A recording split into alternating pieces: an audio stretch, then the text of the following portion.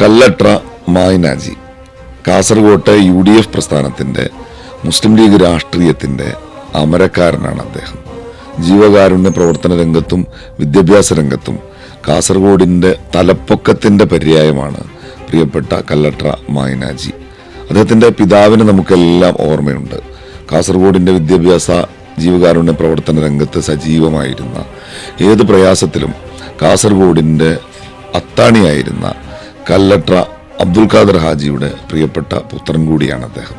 കഴിഞ്ഞ കുറേ നാളുകളായി, പതിറ്റാണ്ടുകളായി കാസർഗോഡിൻ്റെ രാഷ്ട്രീയ, സാമൂഹ്യ, സാംസ്കാരിക ഭൂമികയിൽ സജീവമായിരിക്കുന്ന അദ്ദേഹത്തെ തേടി ഇത്തവണ എത്തിയിട്ടുള്ള നിയോഗം കാസർഗോഡ് വർഗീയ രാഷ്ട്രീയത്തിൻ്റെ ഈ കാറ്റ് ആഞ്ഞടിക്കുമ്പോൾ അവിടുത്തെ മതേതര രാഷ്ട്രീയത്തിൻ്റെ അമരക്കാരനാവുക എന്നതാണ്.